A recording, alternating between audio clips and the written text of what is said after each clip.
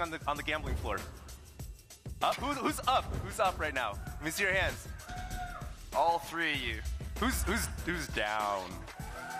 Oh. It's terrible.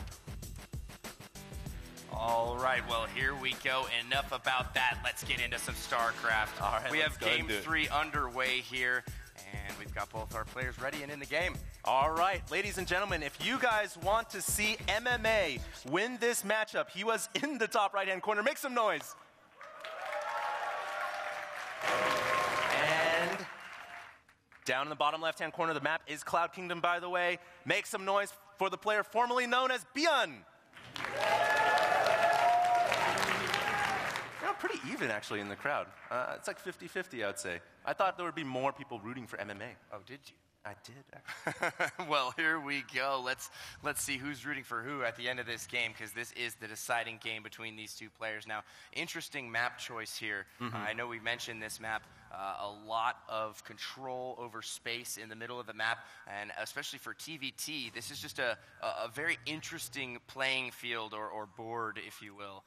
For the TVT matchup, just because the geography is so unique and there's so many cliffs and chokes and ramps.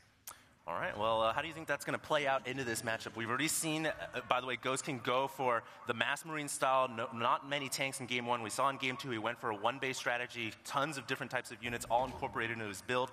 Game 3 here, GhostKing already known to be aggressive. What do you think we'll see, man? Well, I'm not sure just yet. We do have a Rax going up for both players right now. No gas just yet, so neither player gassing first this time around. Standard as can be so far, but you know, I would assume both players would go for an early CC this time, a gasless CC. Last game was interesting though. Neither player going for that quick CC. No. Both players opting to get more production facilities up, getting that factory, getting the starport, getting some Banshees out, and a very, very interesting build that we saw from MMA. I mean, going for that quick speed Reaper drop with the Hellions as well. I mean, what a rare build order. It certainly didn't pan out for him, but I saw where he was going with it, and I like the idea. MMA, they're looking very, very focused, intent to kill. See what happens. He has gotten the barracks down. We do have a command center following up for GhostKing here, right on the low ground, in fact. Pretty bold stuff, but of course he did get the barracks first, so he'll have some Marines to defend in case of any type of early attack. And we do have 2 refineries now coming down for MMA. Yeah, MMA going with that double gas follow-up here. Probably going to tech up pretty quick after this. We've seen him, he likes to get that Banshee out for some map control, for some potential harassment. He actually didn't get Cloak last time around. We'll have to see if he does get that Cloak in this game, if he decides to go with Banshees now. Well, he did go for a command center following the barracks, so if he does go for Banshees, it's going to be a little bit later. Oh, absolutely. Absolutely. The double gas follow-up with the command center after the Rex is definitely going to be slower than a one-base Banshee. But right. Here we have GhostKing actually adding those additional Raxes. So going with a build very similar to what we saw in Game 1. He's not going to be meching. And, you know, I think that's a really interesting map to not go mech on. Because we talked about this map, it's really important to get siege tanks to control the high ground. And if you're going to go for a tankless style, just go for a bunch of bio. That could leave you a little bit vulnerable if your army's engaged and you don't have any tanks. Yeah, absolutely. Tanks so important on this map, and just so important in this matchup in general. It's players who make an all bio style work. It's very, very finesse. They have to be in the right places at the right time. They have to avoid the tanks. They have to drop very well. And here we actually have 2 additional Raxes going up in the back here. This is actually huge. It looks like he is going to go for some form of an all-in. It could be an SCV all-in. It could just be 5 Rax Marine pressure. But he's certainly rallying all of his Raxes out to the front of his base. Not an ounce of gas yet either. Just going to have pure upgradeless Marines coming out from GhostKing. MMA right now also, by the way, guys, getting a starport down. Now, he's obviously going to get some Banshees out here, but, you know, just pure Banshees, even with Cloak, very hard to deal with a large army of just pure Marines. Oh, absolutely, and we do not have a bunker down yet for GhostKing, so he could be in a little bit of trouble here. MMA, you mean? Or MMA, I mean. Yeah, he could be in a little bit of trouble here. Yeah, absolutely. I mean, he's going to have to get some bunkers up. He's going to have to get some defense. Has no idea that those 2 barracks are being added on to make a total of 5. And even if a comsat were to drop inside the main, I would venture to guess that those barracks might just be outside the vision of that comsat. We'd have to see. Right now, MMA has no idea this is coming. He has 1 barracks up. Here comes the Marines at the front door. That is quite a few. And I don't know why MMA decided to cancel his bunker. It looks like he's just going to give up the natural and try to fortify at the main. I mean, he doesn't really have an alternative here. There are quite a few Marines knocking on the front door, and they might be able to get this command center, and if they can get that orbital command, it would be huge. Yeah. That would be a game changer, but it looks like he will preserve the orbital command, and he's taking position on the high ground, waiting and waiting for GhostKing to make that eventual move. GhostKing picks goes off down. Supply Depot. Oh! MMA is supply blocked right now. He cannot produce more units, and even though he's got a barracks and a reactor, he can't make any units until he clears that supply block. That's absolutely huge. And that's going to allow GhostKing to continue to ramp up the Marine production, while MMA has to sit back, twiddle his thumbs, and try to make supply depots. Yeah, MMA is red. The colors are switched on the screen right there. Ah, okay. Sorry, guys. Yeah. Well, anyway, MMA is definitely our red player here, and he's going to go ahead and fall back through the mid right now. Banshee taking some fire there at the natural. Going to go ahead and cloak up, trying to do some damage here. 4 SCV kills already under its belt, and he's actually going to pull out of there a little bit early before the energy expires. Banshee down in the orange right now. All right, well, surprised he actually pulled out so early.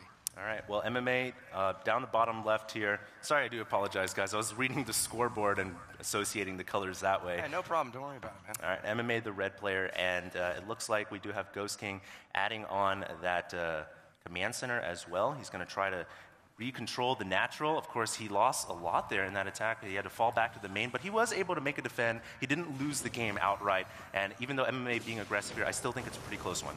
Yeah, MMA did do a lot of damage there, though. He forced the lift, forced all the... Oh, and what Banshee. A snipe on the Wow. Banshee right there. That is huge for him. I mean, really, that's the only form of map control that GhostKing had. It was his only eyes on the field, and losing that Banshee is just a small hit for him.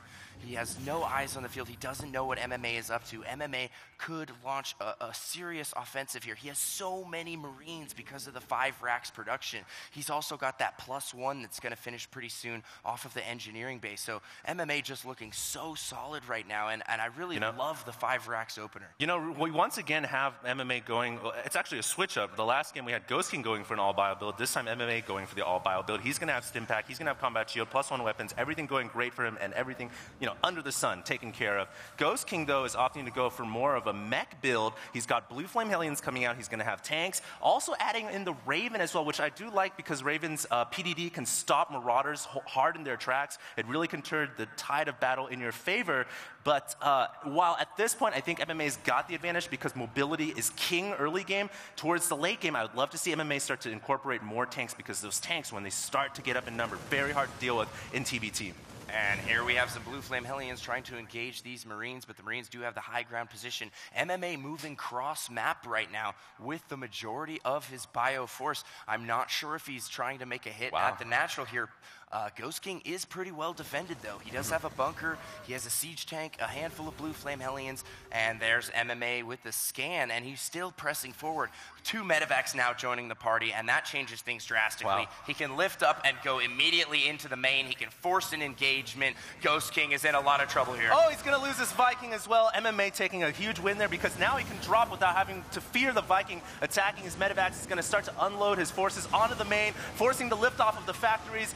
We talked about this before. Placing your buildings at the edge of your base is very risky. MMA is actually going to have to pull back from the main, but he's still got some forces on the low ground. He's going to go right into the natural, forcing GhostKing to maneuver his forces from the main down to the natural and get his tanks in position to defend. And this is just beautiful work here from MMA. He's hitting 2 places at the same time, also working in a little bit of economic damage in there, picking off a few extra SCVs. So just solid moves from MMA thus far. And, if we really look at the map here, GhostKing is forced into a situation right now where he's turtled up. He He has no control over the map. He has no sight, really, of what's going on. He does have those 3 Hellions on the bottom portion of the map, and MMA going for a drop in the main right now. 3 medevacs unloading behind the mineral line. Units out of position right now for GhostKing. He could be in a lot of trouble here. SCV's going down in the back right now from a handful of Marines on the flank.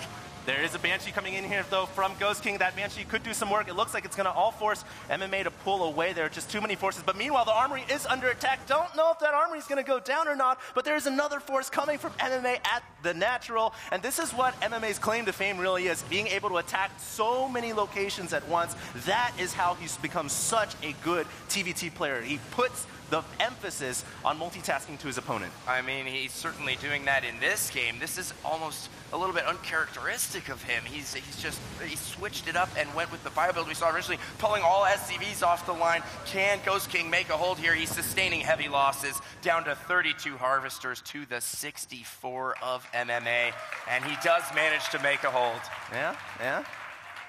GhostKing making a hold there, but it's still looking pretty bleak for him. Remember, MMA does have a 3rd command center up at the bottom left.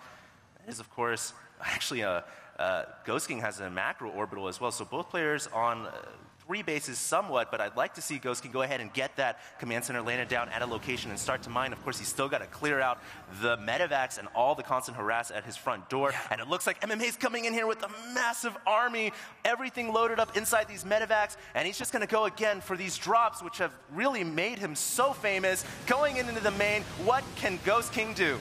I don't know. GhostKing's out of position here. Most of his units were at the natural, and now MMA is hitting the main and the natural at the same time.